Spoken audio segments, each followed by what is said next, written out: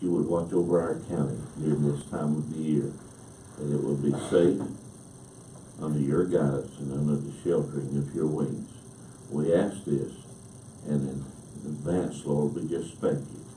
We ask it in Christ Jesus' name and all of God's people. Amen. Amen. Amen.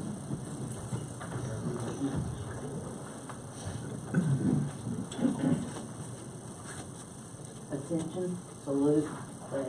I Pledge allegiance to the flag of the United States of America and to the republic for which it stands, one nation, under God, indivisible, with liberty and justice for all.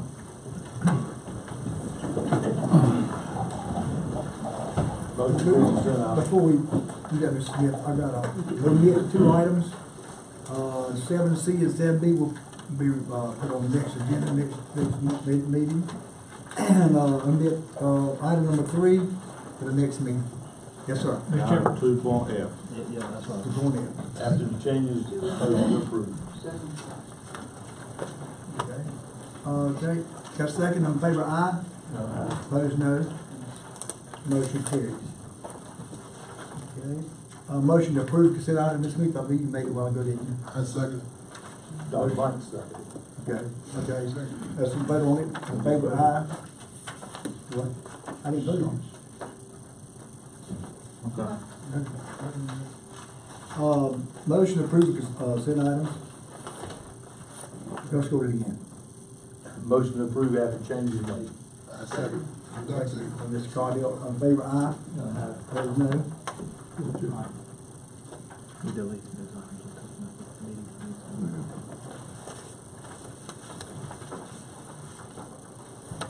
Next item, matters of interest to commissioners.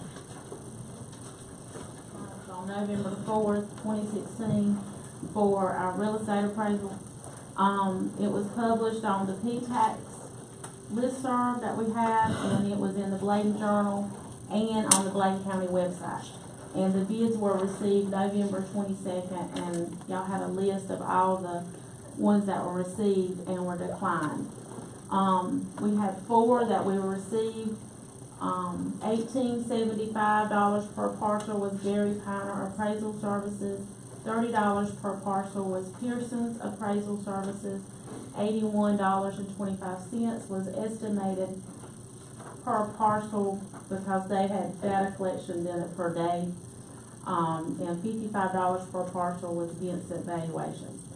Therefore, I'm recommending that the board to accept the proposal from Mr. Gary Piner Appraisal Services for real estate appraisal services beginning January 1st, 2017 through December 31st, 2017 with an option to renew. For our contract real estate appraisal services for our office. With an option to review, but it's coming before this board, we're gonna advertise it, aren't we? Is that what you mean with option, or you just gonna, if you're satisfied, you can automatically, renew? We would still have to. You still gonna advertise? Well, the intent would be to renew for 1 year at the same, if he is in agreement to continue at the same rate. I make a motion that we approve Piner on a 1-year contract and we advertise it in 1 year. Second. Motion, Ms. Fisher, second, Ms. Smith, you second. Yeah. All in favor, aye. Opposed, no. Motion carries. Okay. Item B, the County of Bladen foreclosed on an account which included 2 parcels this year. One parcel being 44.98 acres, and it was on Lisbon Road, and the other parcel, which was on Lloyd Road, was 10.8 acres. And I had a bid for from the Nevada Salt Mining Trust. They offered a bid on October 17th of this year in the amount of $11,050. And the Reginald Andrews, the heir of the property, offered a bid on November 21st, 2016 with the same amount, but requesting a private sale per the general statutes of North Carolina 105-376C. And I'm just asking for the board to consider to approve a bid for the property, whether it be private sale or public. I make a motion that we follow the general statute that was indicated by the nephew to how to submit his bid for the amount of $11,050 per private sale. General, North Carolina General Statute 105-37-6C. Second. Got a motion, got a second, Dr. Blanks. Everybody in favor say aye. Aye. Opposed, no. Motion carries. Thank you. Next we got Mr. Howard, David Howard.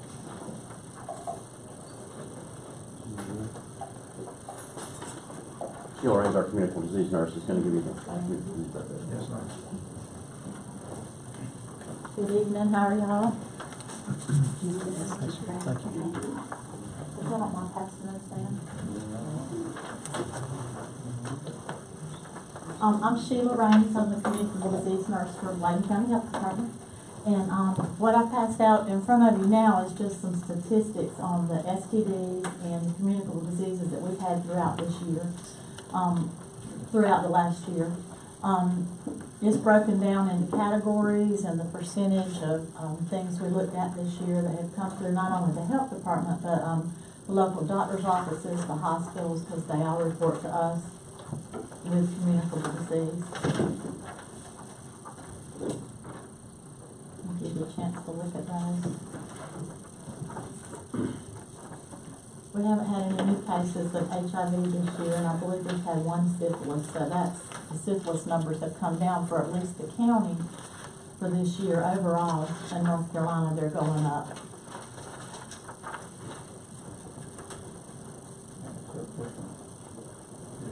Let's go with that. Sure. I know here we got one classification. Just explain what that is. 125 records. Which one's it under, sir? Chlamydia. Chlamydia. That's our most popular sexually transmitted disease, and we see more of that in the county and North Carolina and the United States than anything else. It is treatable with an antibiotic, and we have good success with that. I think we maybe need to do some education to the general public. We can do that through the clinic, but that's probably a good idea, and we hope that this year we'll be able to get out in the community a little bit. We're training another nurse that will be able to take my place in some of that, so maybe we can be able to get out and do some training. You're welcome. Just a quick summary of some of the stuff we've done this year. It's actually been an interesting year. Starting in, did you have a question, Ms. Clark? I'm sorry? Just an unusual high case of crime. No, ma'am, it's about what we usually see. Yes, ma'am. Starting in March of this year, we just had another one, hand, foot, and mouth disease at a daycare. And so we've recently had another one in a daycare, actually a couple of weeks ago. That was in March. This just sort of gives you a rundown of some of the things that we have that come through the health department. Also in March, we had a possible case of measles, which sends up a real red flag for CD department. The child attended a daycare and the brother was in school. So that was ruled out, but it could have been a big deal. So we checked into that. We also had possible bacterial meningitis in twins at that time. And that was also ruled out. July got busy, and I think Bradley's back there, but we got the first phone call in July regarding a rash at White Lake, which I'm pretty sure you've all heard about. That was an interesting period of time. We worked with the health department, of course, the Division of Water Quality, the Communicable Disease Branch, the North Carolina State Lab of Public Health, the press was involved, environmental health was involved. That required a lot of work on our part for working with the public and making the phone calls that followed up with that. We actually started on July the 8th, and we were steadily doing that until August 22nd of this year. We had people, it's unusual, but most of the people that seemed to be affected with it were out of state, and they weren't locals, so I thought that was interesting. In July also, we had a unfortunate case of Eastern equine encephalitis in a camp in Bladen County, and the child was around 15 years old, And from what I understand, it's a mosquito-borne illness, and from what I understand, the child would suffer some long-term effects from that. I think he was also from out of state. And then the most interesting this year for me was in August, and Bladen Medical Associates caught this and sent them to us. And I actually was able to look at a man sitting in front of me in the clinic who had the Zika virus. And that's very highly unusual. And so we tested him, and he and his wife was 36 weeks pregnant, I think, at the time, which was unfortunate because you worry about babies with mothers that are pregnant at the time. Fortunately, the mother's test came back negative several times when we had her. Of course, the father's was positive, and the treatment for that is just making him feel more comfortable with the virus, and it will pass. But you worry about the mothers in that case. August was busy. We also had a chlorine leak at Smithfield, and normally that's not something that we are as involved with as communicable disease nurses, but we followed up with the people in this case and called each one of those people and that we could get up with and followed up with symptoms and that type of thing and the after effects that they could possibly have. Environmental Protection Agency was involved, of course the EMS, fire department, all our local emergency management, communicable disease branch, and the local hospitals as well, because they went to, I believe, Lumberton and Elizabeth County. In October, we got busy with a possible mumps case, and that's sort of just a quick summary of our CD, and I thought the Zika was the most interesting. Right now, in Bladen County, we have 2 cases of tuberculosis, active tuberculosis. One, I'm almost finished with her treatment, and she'll be through the end of January, but we're treating several family members for exposure to it as well. Another one has entered a nursing home and will probably come back to us. With our latent TB infection, which we just treat with medication, we have had 18 new ones this year and 1 that completed this year. And looking back at 2014, we had 3, and this year we've had 19. And the only thing I can owe that to is that we're doing more testing as they come through the health department, and we're trying to target the people that we feel like, especially the ones coming from out of the country, that we feel like could possibly have those positive TB tests. So we're catching a lot of people coming through like that and hoping to prevent the active TB disease in them as they age and their immune systems go down a little bit. And really quick, for flu, from October 1st till around November 10th, the health department has given a total of 321 flu shots, and that has increased greatly in the last month. So we're really glad about that, and we do go out to some of the outside agencies, outside schools, that type of thing, and give those flu shots. And that's all I had. But yes, sir. Question, is this information available to the school nurses, and do they do any type of education? As far as the STD? Yeah, but this type of information. I know they're limited in what they can teach. I honestly don't know if they're doing formal education with the teenagers, and honestly it needs to go down to middle school because we see kids anywhere from 12 right on. 12's unusual, but we do see them very young. I think they're doing a limited amount of it. I don't know how much they're allowed to pass out brochures and information and that type of thing, but I could certainly check into that. The reason I was asking, I was looking at this information that you gave to us, and I was just wondering with this public information that could be distributed as some of anything. That's a good question. We pull it off our North Carolina electronic disease surveillance system. I don't know if that's for public. I'm sure we could get some numbers together and I imagine make that public. And I understand your concern with that because we are seeing higher numbers. And like I said, I'm very glad to see the syphilis go down this year. We've had a couple of years where it's been a lot higher. And we've had a lot of contacts for that. So we've treated several people in the last couple of years. But we're down this year and we're really glad about that. You talked about the white leg, the rash, you talked about the chlorine leaks. Yes. This stuff's not documented.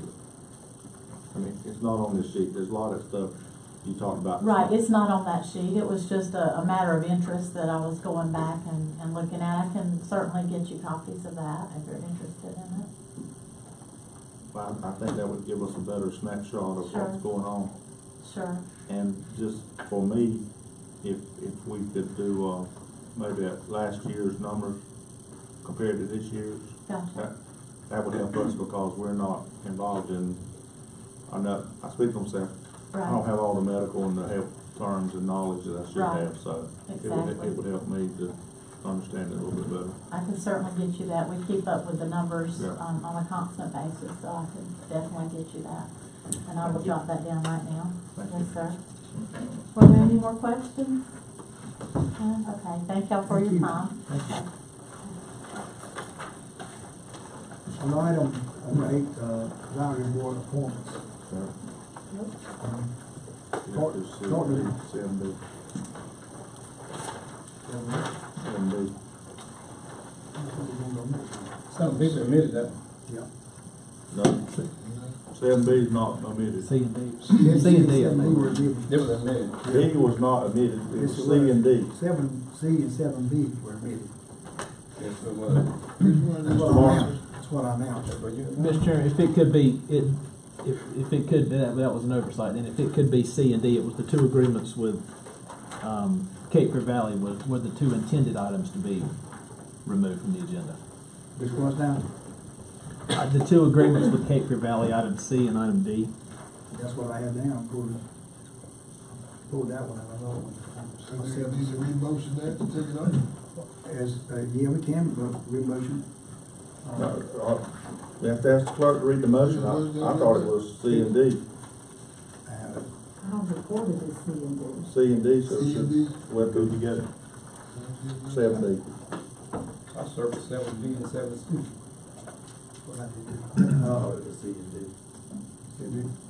Okay, y'all, we're going again, item 7C and 7D. Have a motion? You already got a motion. Is that what you have recorded? It's already recorded. Okay, let it stand there. Let somebody else. Seven Yes, B, you'll be 7B. in business. You do Go ahead, 7B. 7B. 7B? Okay. Go ahead, sir. All right, so this is a application format for family planning money to North Carolina State Public Health. As I put in the packet, the explanation of this is the normal process for this money in the past has been through the consolidated agreement that we execute every spring, and just comes along as an addenda to that annual agreement for the fiscal year. There's funding that comes from federal agencies to the state and then down to the counties to supplement our costs of doing family planning work. The federal agency who administers this program decided that they wanted it to be an application process, so we're having to submit an application earlier than normal to the state for the money. Money's gone down a little bit, but we still have to apply for the funding to get the subsidies. Motion to approve. Questions? In this item here, is there any new job opening as a result of this? No, unfortunately, the money's actually gone down for us a little bit.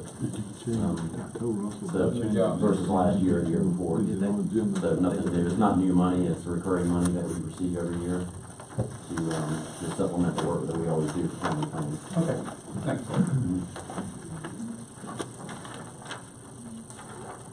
Ready for E? So E is the two documents they received in your packet, which are the documents prepared by the consultant for the home health sale. One is general information memorandum for prospective buyers. The other is the offer proposal form. So both of these documents are what we refer to as offer documents from Bladen County to the public for the sale of the home health agency.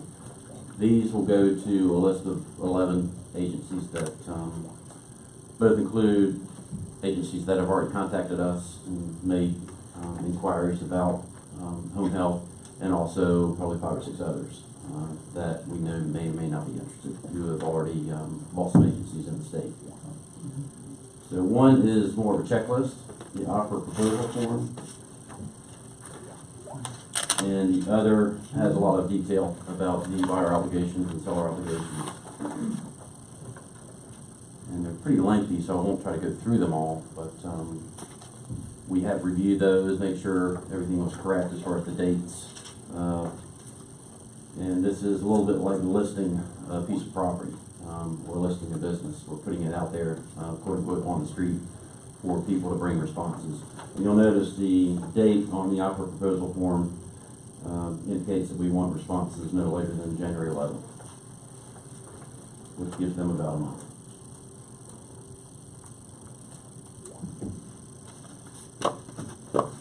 Any questions on anything you saw in the form? Do you need a motion on B? Yes, sir. That's correct. Well, no, actually, Mr. Chairman, there's no motion needed on E. Okay, no action necessary. Mr. Carl, you guys said something to say. I was asking one question, just for clarity. When we said that this was a process and everything had to go through a time-like procedure, if these bids do not come back in agreement with this commission, do we rebid again? Do you have to take that same time lapse, or do you just rebid it out? Well, you don't have to start over again, but you can just put it back out there. Just put it back out for bids? Motion approved? Need a motion? You don't need a motion on Or it. E? Don't need a motion, okay. All right. Take the information Move out. along then. Advisory Board appointments, Carter Financial Committee one. We need a motion for appointment one. What's the pleasure of the board?